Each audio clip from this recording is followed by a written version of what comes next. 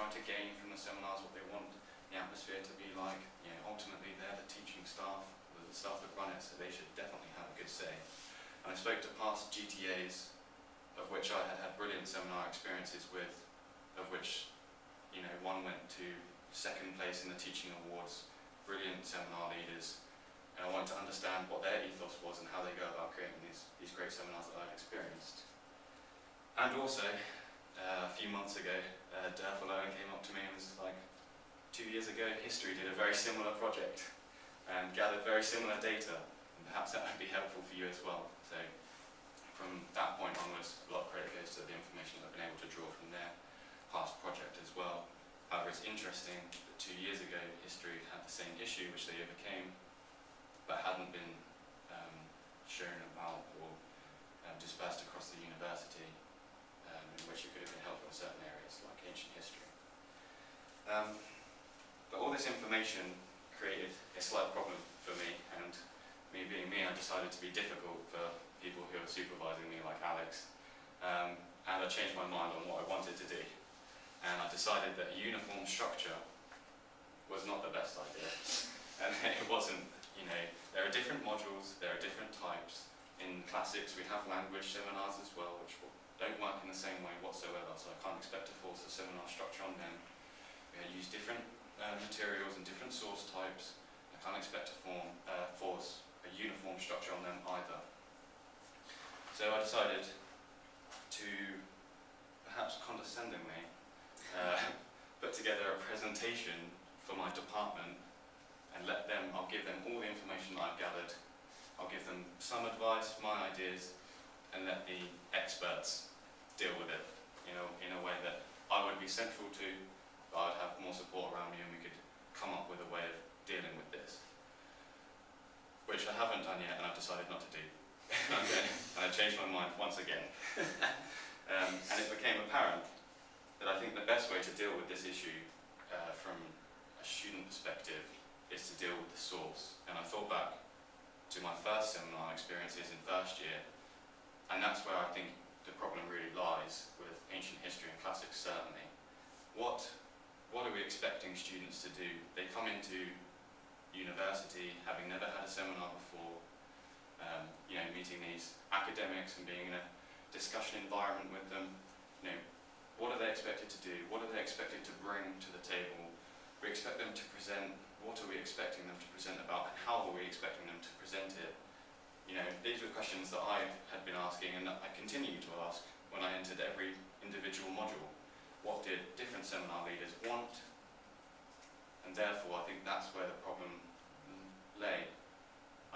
No one knew what was wanted at the start, and that's why the disparity was there. Sometimes you had brilliant, you know, seminar leaders who got across that information very effectively, and whereas others didn't necessarily so well, then that seminar flagged and failed. And so I decided that I would create a booklet, and it would be a booklet that involved different things like I've talked about, so the expectations that are required of them. We could discuss what a seminar really is essentially, it's different from a lecture. And what came out of some of my surveys was students, because they didn't understand really what a seminar was trying to gain, they preferred lectures because they were just told the information that they're expected to know. But that's not what university is about. That's what a school or a classroom is about. At university, we want people to discuss things. And that's, you know, part of what I wanted to get across in this booklet as well, a chance to explain that idea. Also, there could be advice for the students in there, ways of contacting people within your group. If we expect them to do group work, we need to provide a way of them communicating with students. I didn't know in first year that I could find out a student's email address using the University Exeter email service. And well, that would have sorted out a lot of problems to begin with. I would have been able to contact them immediately. Also, advice on how to get the most from a seminar. You know, what kind of preparation we're expecting them to make, both the presenting group and the participating groups. You know, what reading are they expected to do? How are they expected to get this reading? Will it be on ELE? Will it be in ready text? All these things would be explained, and it would allow the students to have that information seminars and then explore in a better way. But also there was a desired indirect effect that I'd hope this booklet would bring about, and that would be, if I list the expectations of the student, then the seminar leaders would have to live up to those expectations themselves.